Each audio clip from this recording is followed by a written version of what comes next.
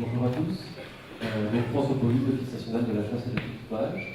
Donc je vais vous présenter un diaporama sur la cohabitation de la faune sauvage avec les activités humaines et le statut juridique des espèces, qui est un élément déterminant dans tout le process.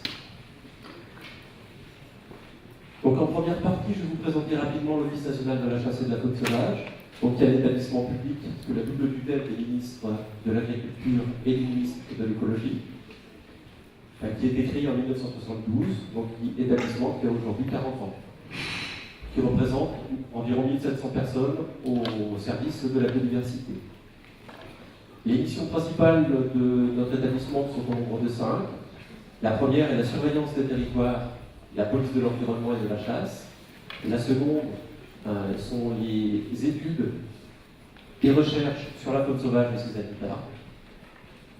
Nous apportons également un appui technique et conseil auprès des administrations. Et nous travaillons à l'évolution des pratiques de la chasse suivant des pratiques du développement durable. Et enfin, nous participons et nous organisons à l'examen du permis de chasser au niveau national. Donc le statut juridique des espèces. Donc tout animal sauvage a un statut juridique qualifié de residuus, bien appartenant à personne. Donc en France, la faune sauvage fait l'objet de différents statuts. Espèces protégées, espèces chassables, espèces classées nuisibles, espèces exotiques envahissantes. L'ensemble de ces espèces appartenant à la faune sauvage, présente à l'état naturel en France, est défini par la jurisprudence comme gibier, quel que soit leur statut de protection.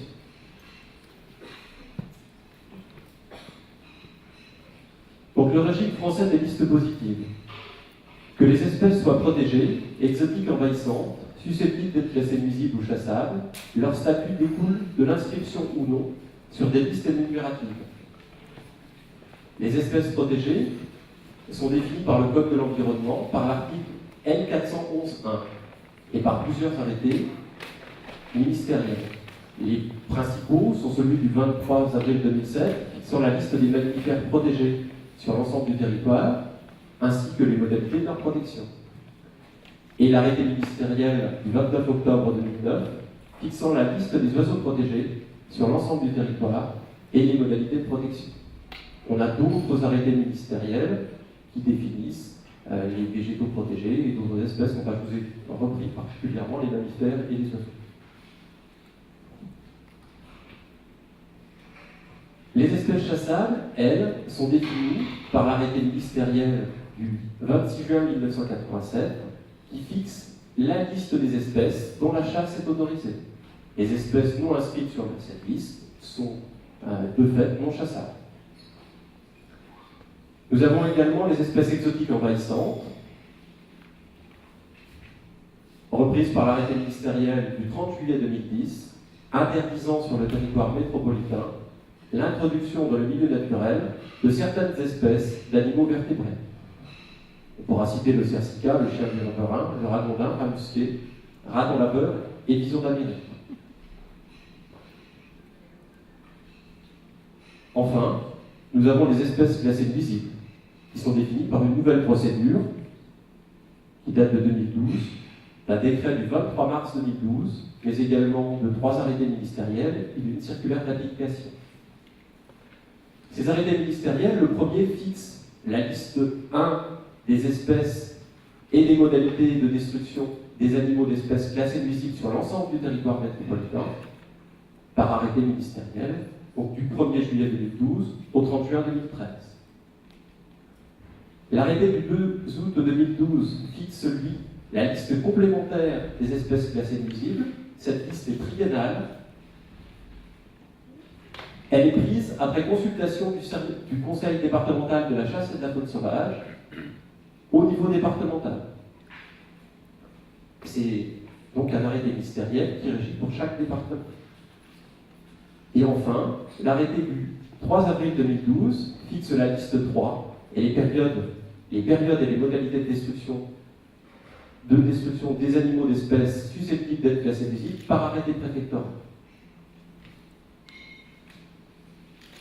Ce décret, codifié par l'article R427.6 du Code de l'environnement, définit notamment les motifs de classement de ces animaux.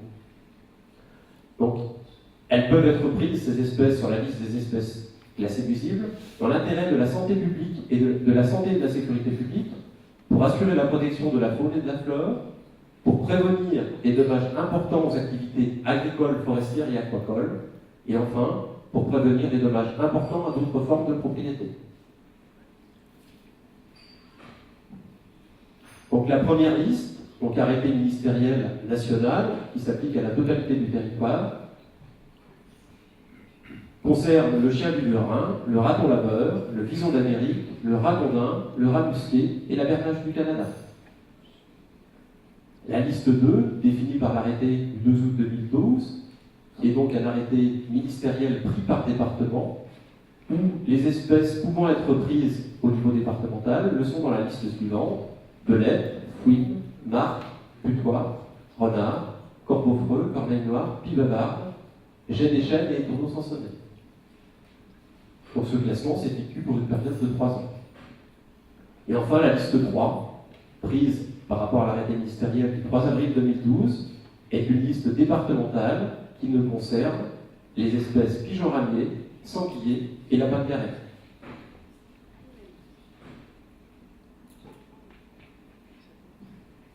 Donc le statut de ces espèces peut évoluer dans le temps. Ce n'est pas quelque chose qui est fixe et une espèce n'est pas sur une liste pour une durée illimitée. Je vais prendre l'exemple de la bernache du Canada en reprenant un petit historique de l'évolution de ces populations en France. Donc c'est une espèce qui était présente originellement exclusivement dans certains parcs animaliers, qui s'est envolée à l'extérieur de ces parcs, qui a colonisé le territoire métropolitain et qui porte actuellement préjudice à la biodiversité. Donc en 1981, cette espèce était reprise sur la liste des espèces protégées par l'arrêté ministériel du 17 avril 1981, puisqu'elle n'était pas présente à l'état naturel sur le territoire national. En 2009, un arrêté ministériel a abrogé ce dernier, l'arrêté de 81. Cette espèce, bernache du Canada, n'a pas été reprise. Elle s'est donc retrouvée sans statut. Donc c'était une espèce qui n'était ni protégée, ni reprise sur la liste des espèces chassables, ni susceptible d'être classée nuisible. En 2010, par arrêté ministériel du 30 juillet 2010, elle était classée dans les espèces exotiques envahissantes, en interdisant son introduction dans le milieu naturel. Ce changement de statut n'a pas fait baisser les populations, et face à son expansion, la bernache du Canada a été temporairement classée chassable jusqu'en 2015 par arrêté ministériel, puis nuisible par arrêté ministériel également. Donc on voit l'évolution de cette espèce dans le temps en fonction de l'évolution de ses effectifs.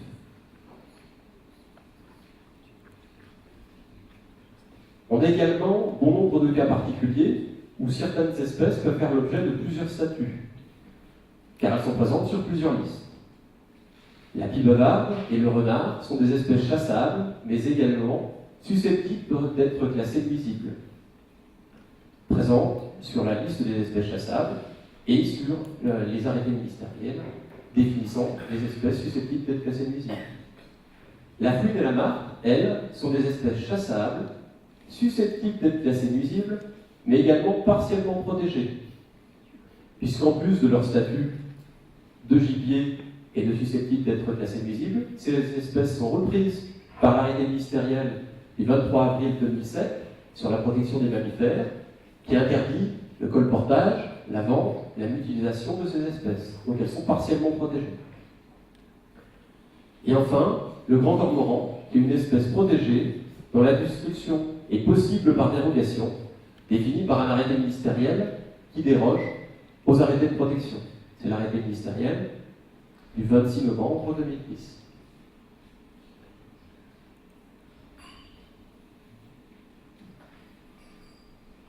En troisième partie, je vais vous présenter des cas concrets sur la faune sauvage et sa cohabitation avec les activités humaines, en reprenant des cas qui se sont réellement déroulés dans le département de la Nièvre et en s'appuyant sur des expériences du service départemental.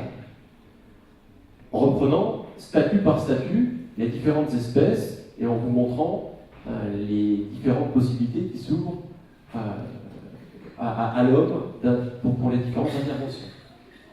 Donc nous avions un signe nicheur dans une agglomération à Decize, près d'un club de canoë-kayak.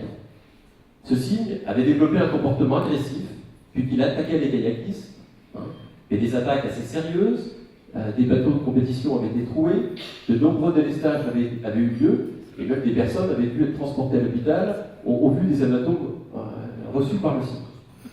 Donc la municipalité a saisi notre service afin tout simplement de supprimer l'individu dangereux en le capturant pour le remettre ailleurs dans la nature.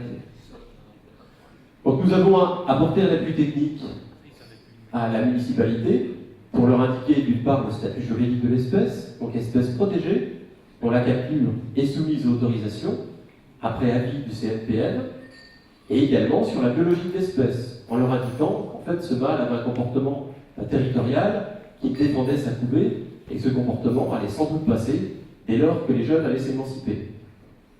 Donc les attaques ont effectivement cessé dès l'émancipation des jeunes et les kayakistes ont dû s'adapter dans leur sortie à ne plus passer à proximité du nid du cygne. Je crois que ce n'est pas forcément l'objectif d'enlever le cygne, mais également de s'adapter à sa pratique. Donc le cas d'une autre espèce protégée, répandue assez couramment sur les habitations, l'hirondelle des fenêtres. Donc nous avons sur certaines habitations la présence de plusieurs nids d'hirondelles. C'était sur l'habitation d'un particulier, et ces hirondelles dégradaient la façade, la peinture de l'habitation. Donc la personne a tout simplement détruit les nids. Il s'agit d'un délit pénal, puisque l'hirondelle est une espèce protégée, reprise sur la liste des espèces d'oiseaux protégés au niveau national, mais son habitat est également protégé. Donc l'établissement est intervenu afin d'établir un procès verbal. Nous intervenons également régulièrement en amont et avant de dresser le procès verbal pour effectuer de la formation, tant auprès des particuliers que des collectivités, pour les informer des démarches qu'ils peuvent effectuer, s'ils ont présence de nids d'hirondelles et s'ils veulent effectuer des travaux sur leur façade, ravalement de façade, ou même détruire un mur d'habitation. Des mesures sont possibles et qui sont encadrées réglementairement. Et réglementairement, suivant le statut de l'espèce, la réglementation n'est pas la même. Donc, je vais vous parler maintenant d'une espèce largement répandue dans le département d'Anièvre sur le bassin de la Loire, le castor de Rome, où cette espèce avait créé un barrage sur un petit ruisseau sur la commune de Varennes-les-Mercy en avril 2010. Notre service est sollicité par les élus, également par les propriétaires, afin que l'on détruise le barrage qui gênait les riverains au titre de la sécurité publique, puisqu'une habitation était menacée d'inondation chaque rue, mais également pour l'atteinte aux biens. C'était une parcelle agricole qui était partiellement inondée. Alors l'objectif était de détruire le barrage, mais également de capturer l'animal, puisqu'il ne souhaitait pas qu'il reconstruise le barrage rapidement. Donc de la même façon que pour le cygne, nous avons apporté un appui technique auprès de l'administration et des particuliers, afin d'indiquer le statut de l'espèce, leur indiquer que cette espèce était protégée, que son habitat était également protégé, au titre d'un arrêté ministériel que je vous ai cité tout à l'heure, et que la destruction, même partielle, de son habitat était soumise à une autorisation. Cette espèce étant en phase de recolonisation, la destruction du barrage ou l'enlèvement de l'espèce n'était pas une solution en soi, puisqu'il aurait recolonisé le site qui a priori était favorable, et que quelques semaines ou plusieurs mois après, aurait sans doute recolonisé le site. Donc plusieurs réunions de terrain ont lieu entre administration, riverains, afin de proposer des solutions d'aménagement hydraulique du site, mais également des expérimentations par la pose d'un siphon sur le barrage, afin d'abaisser le niveau d'eau pour rendre compatible l'activité du castor et l'activité humaine, afin que la maison ne soit pas inondée. Une décision a été également prise par la préfecture afin de pouvoir partiellement araser le barrage en cas d'inondation pour éviter l'inondation de l'habitation.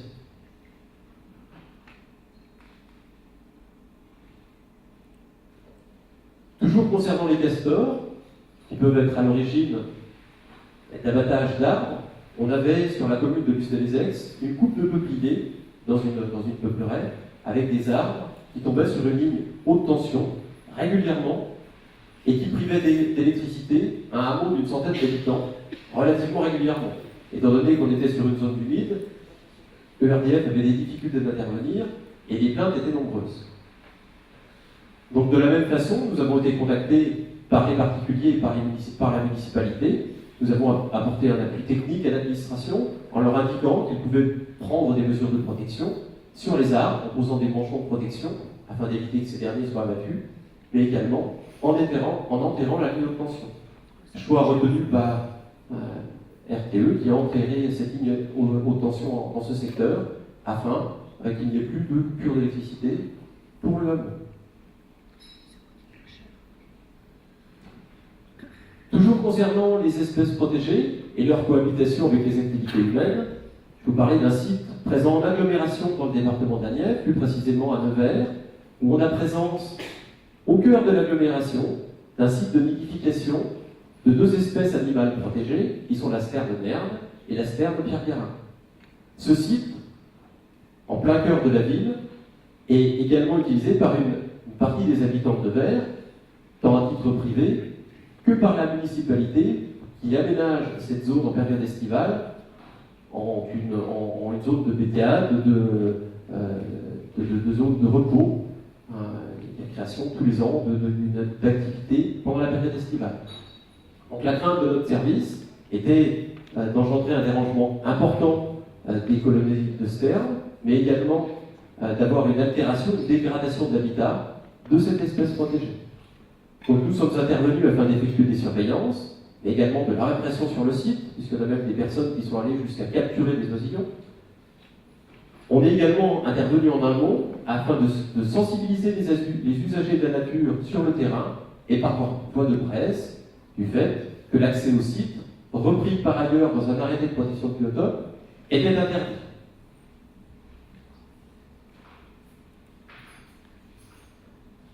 Après les espèces protégées, je vais vous parler le cas d'espèces chassables, et notamment des collisions avec la faune sauvage, espèces chassables.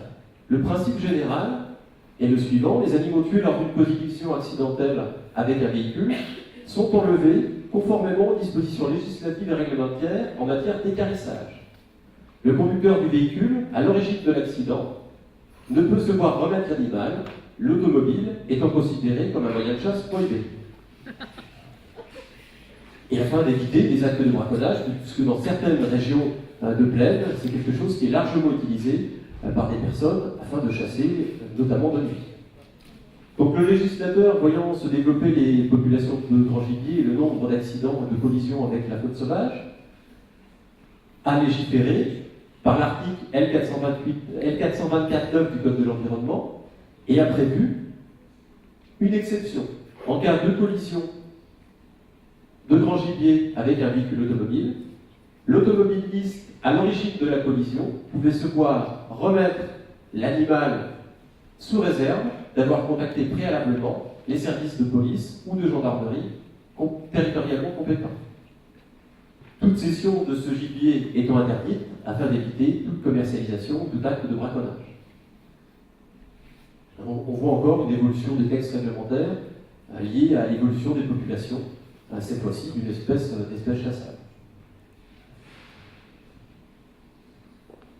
Donc un petit tableau pour résumer pour rendre plus lisible la situation. Donc information de la gendarmerie: si l'animal est mort et qu'il s'agit d'un grand gibier, le transport est possible, sous réserve de les avoir préalablement prévenus. S'il ne s'agit pas de grand gibier, les animaux doivent être enfouis sous l'autorité du maire de la commune qui est compétent au titre de la salubrité publique pour faire enlever les carcasses d'animaux morts sur l'emprise des routes, mais également sur l'emprise de sa commune. Donc par un enfouissement, si l'espèce fait moins de 40 kg au titre en respectant la réglementation, et si elle est supérieure à 40 kg, les animaux sont forcément destinés à l'équarrissage. Si l'animal est blessé et non viable, il peut être abattu par une personne réquisitionnée par le maire, Et si cette espèce est encore viable, il peut être transporté à un centre de sauvetage agréé.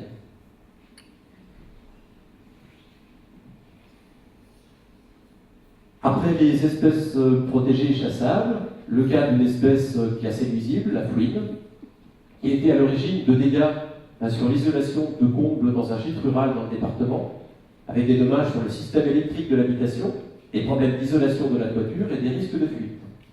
Donc nos services a été sollicités afin de savoir ce qui pouvait être envisagé par le particulier. Donc l'habitat de cette espèce n'étant pas protégé, l'accès au site de reproduction peut être comblé afin de lui en empêcher l'accès, et la fouine peut également être capturée, si elle est classée nuisible, afin de faire cesser les dommages. On voit l'évolution, donc suivant le classement des espèces, les interventions ne sont pas les mêmes. Voilà rapidement, donc suivant le statut, vous voyez qu'une espèce soit classée nuisible, chassable, protégée ou reprise au titre des espèces exotiques envahissantes. La réglementation interdit un certain nombre de choses, peut déroger à la règle dans des cas très précis, mais on ne peut pas faire n'importe quoi, et dans la plupart des cas, c'est plus à l'homme de s'adapter que de supprimer l'espèce créant un dommage à un moment donné. Là, je vous remercie de votre attention.